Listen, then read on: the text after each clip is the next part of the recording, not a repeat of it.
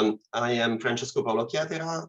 Good morning, everyone. I am a PhD fellow at the University of Salento in Lecce, Italy. And today I would like to talk to you about our work titled "A Novel Design for Flexible and Conformable 3D-Printed Dielectric Resonator Antennas for Wi-Fi and IoT Applications." Let's move to the motivations first.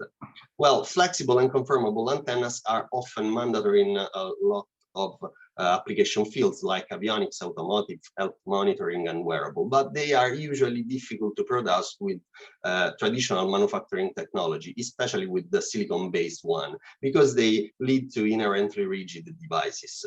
At this regard, additive manufacturing can help. In fact, we can use, for example, inkjet printing or aerosol jet printing to realize conductive traces on different kinds of substrate with different kinds of shapes, so realizing flexible and conformable devices. We can use either other kind of additive manufacturing technologies like fused filament fabrication to realize flexible substrate on top of which make it grow there some kind of antenna structures like patch antennas in the figure. But usually these kind of antennas could have poor performance for some kind of application. For example, we usually use inkjet printing and aerosol jet printing to realize dipole-like antennas and that are not platform tolerant, or we could need some more wider band or high performing antennas. And at this regard, it could be useful if some kind of antennas like dielectric resonator antennas could be used for flexible and conformable applications. Essentially, the dielectric resonator antennas are dielectric resonators without a metallic shield, so enabling the electromagnetic radiation to spread into the air. But they were intensively studied since in the 80s. Long et al. Proposed the first resonant cylindrical dielectric resonator, dielectric cavity antenna. Then a lot of works followed, studying analytical models in order to forecast the behavior of different shaped dielectric resonator antennas, and a lot of different combinations of dielectric materials ranging from very low to very high dielectric constant, and different shapes, and also different feeding techniques were tested in order to better understand the behavior of these antennas. And the reason why they are so interesting is that they can exhibit very good properties. For example, good gain, small size, which is usually inversely proportional to the dielectric constant of the material that made the resonator. They have excellent efficiency because they has less metallic parts if compared with other kind of antennas, and they could have wideband or multiband behavior if needed. However, they have also drawbacks, essentially high costs due to the manufacturing process, high design complexity depending on the complexity of the shape of the resonator and the shape of the feeding method, the feeding used for the resonator, and they are inherently rigid because they usually are realized with ceramic materials, so they are not immediately suitable for flexible and conformable applications. And the goal of this work is to develop a clever design for a dielectric resonator antenna operating in the SM band at 2.45 gigahertz that exploits 3D printing technology to achieve this flexibility.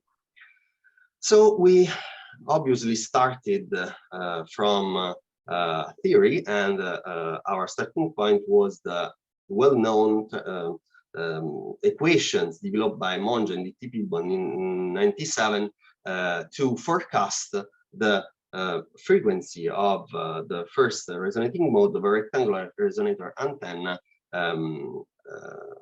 considering as dimension W and D equal one to the other in order to simplify the calculus, and a very low profile of the antenna, so maintaining a ratio between W and H of about 7. We consider, moreover, the dielectric constant of the material like dielectric constant value of the material equal to 8, which is achievable using printable filaments, using fused filament fabrication, and was enough for our purpose. So the first point, the starting point for our design was something like this: a standard rectangular shape, inherently rigid, using as feeding technique a slot under the dielectric resonator. And obviously this is rigid, so we modified this design like in the picture. So the DRA has been divided into a matrix of cuboid with a slight space between each other, and each cuboid top surface has been tapered in order to enable flexibility in both directions, concave and convex. So the substrate has been considered also to be flexible, so made by a thermoplastic polymer. And finally, the ending design was this one on the right, with the background and the feeding conductive part replaced using silver-based conductive fabric from Adafruit instead of a simple copper tape. So increasing flexibility and stretchability of the device. And finally, some top-loading sheets were added on some of the cuboids in order to fine-tune the frequency point of the resonator, of the dielectric resonator antenna. And this is the blueprint of the final design, with the list of parameter size expressed in millimeter in the table. And as can be seen, the final design has been modified, and the W and D dimensions were not equal anymore in order to satisfy the frequency, the working frequency constraint of the project. And finally, we simulated the behavior of this antenna in a full wave simulator for 3 bending conditions: straight, bend in a concave, and in a convex way. And we can see by the S11 curve on the left part of the slide that the frequency points remain essentially the same. So it's stable regardless of bending conditions. And on the right part of the slide, we can see the radiation, the gain radiation pattern of the antenna in the 3 different bending conditions, where for the concave condition, the gain remains stable around 5 dBi, while for the convex condition, we register a slightly decrease of the gain up to an average value of about 2.5 dBi. Finally, we try to realize a functional prototype. So you can see the prototype, a picture of the prototype on the right. We printed with the common Perugia Mini Plus 3D printed, fused filament fabrication 3D printed, the substrate using a TPU filament from Recreus, a commercial one. And we use the Adafruit nylon fabric, nylon-based conductive fabric to realize the conductive part on the substrate.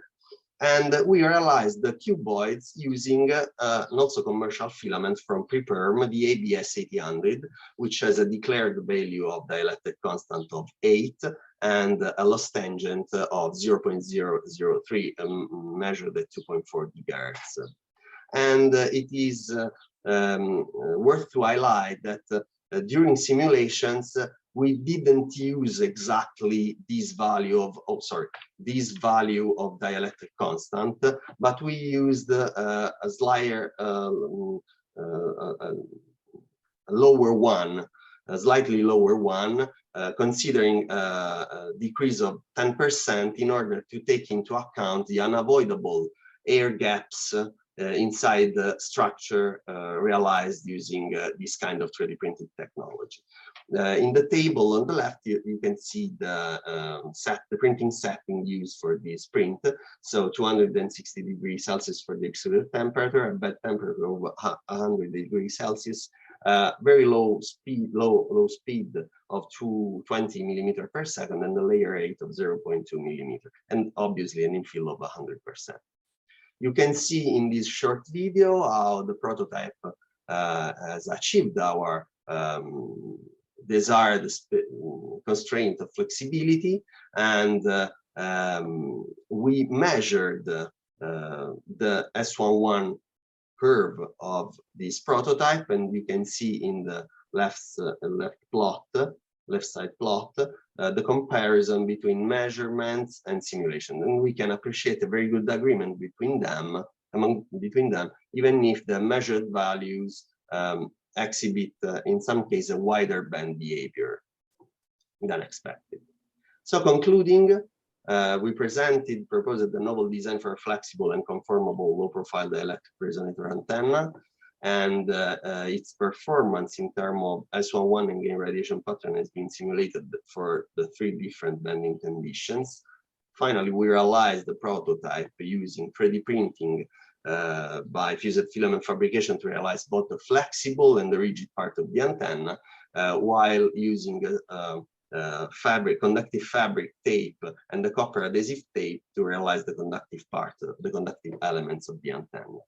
And the preliminary measurements on the prototype exhibit a very good agreement with the simulation, so proving the goodness of this design that will be further explored in our next future works. So thank you very much for the attention. If you have some questions, I will try to answer my best.